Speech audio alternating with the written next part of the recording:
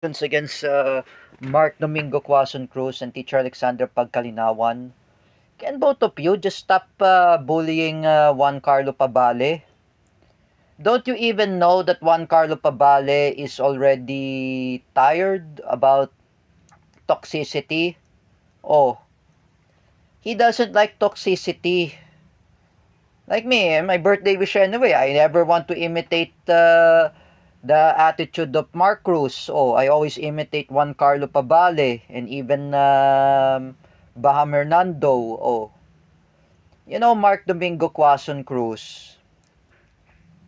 I am telling you, can't you just leave Juan Carlo Pabale alone? You are bullying Juan Carlo Pabale.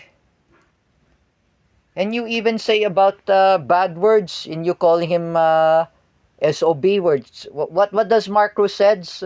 Son of bitches. Oh, that's the bad word. Mark Domingo Quazon Cruz. I'm telling you, people will deserve that they will not like you anymore. Even I'm just saying, thanks to Shania Kiana, that I've been interviewed about Mark Cruz. I said, you know that Mark Cruz is watching Itbulaga. How would he watch Itbulaga? Itbulaga is not they don't like negatives. They don't like foul languages. Look at Wally Bayola. When he was saying bad words, he was summoned from the MTRCB. And Wally Bayola, he apologized that he will never say bad words. Oh, he will never do that again.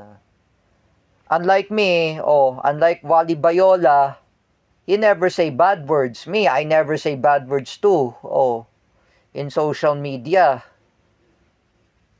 Be more responsible how to use social media, Mark Cruz. You don't know what you're talking about. When you're saying bad words. For example, me and Best Pills, Arnel Guerrera Castillo and Best Pills, my friend, my former enemy, he never say bad word. Me and Arnel Guerrera Castillo, we never say bad words. We never say bad words. Me, I say bad words at Nanay Ningning. I call her an asshole word. I call her an a word called all the Germans are very stupid. That is an insult. Oh, when I apologize Nanay Ningning, it will never happen again. Mark Domingo Quazon Cruz. Stop brainwashing your allies, even Larry Chuanico. Larry Chuanico, he doesn't like to get in trouble. I've been talking with Franco Morales that Larry Chuanico, he doesn't like to get in trouble. Everyone will hate you, Mark Cruz, and I'm telling you, you need to stop creating cyberbullying. You need to stop bullying Ryan Cristosero and Juan Carlo Pabale. At this time, you say bad words at Rodrigo Duterte. You calling on word that F word. Or what did you say that to Tatay Digong? What did you say to him? Fuck. What did you say that, Mark Cruz? You don't know what you're talking about, Mark Domingo Quazon Cruz. Even you saying at Jerick Silva, you say an F word during his birthday. At least Mark Cruz did not reply that he greeted me happy birthday and he never say me a bad words and F word. Nothing reply. You see, he was really afraid of me. Mark Domingo Quazon Cruz, I'm telling you, be more responsible how to use social media. Otherwise, like I've been remembered that from Teacher May, she said to me, we have to be more responsible how to use social media. Do not say bad words.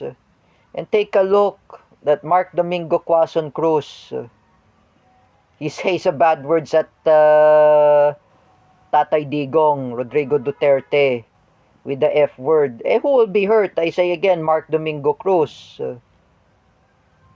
The Filipinos, the Filipinos will hurt you as more as you can say. I am telling you, if Juan Carlo Pabale had filed the cases against you, a lawsuit against you, Mark Cruz, and Teacher Alexander Pagkalinawan, they will trace your IP address in San Pedro, Laguna, and Cainta, Rizal.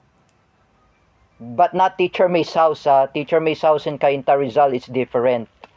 But the house of Teacher Alex was in Cainta. Because, for Mark Cruz's house is in San Pedro. Because I don't know what is San Pedro, Laguna. I've never been in Laguna at the time. I am telling to Mark Domingo Quazon Cruz.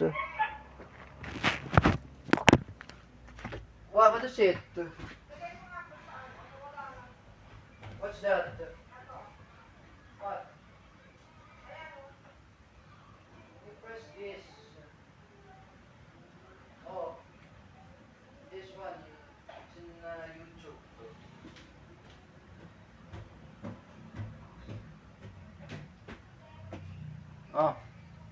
Alright. I am telling you, Mark Domingo Quazon Cruz, don't be such a bully. When you say bad words and F word, that's an insult. Do you even know, Mark Domingo Quazon Cruz, that everyone will read you comments in Instagram threads, even you're posting at? Do not say bad words. Juan Carlo Pabale is my good friend. Alright? He's in part of J. Rick Silva's group. Don't you even know that Juan Carlo Pabale is really stressed? He doesn't like to get bullied. If I'm just gonna say to you, Mark Cruz, kapag binuli mo pa si Juan Carlo Pabale, if I'm just gonna say, didemanda ka pa, Mark Cruz, it means you will be sue of file of lawsuit. This is really what happened to me, that I bullied David Gill, and I attacked the church in Santa Maria de la Estrada, and the parents of David Gill filed me a lawsuit against me. And I was being received by an inquest proceedings from CIDG, I remember. Remember, Mark Cruz, if Juan Carlo Pabale had filed the cases against you, he will report you to barangay. He will receive you an inquest proceedings, and he will say, the CIDG will arrest Mark Cruz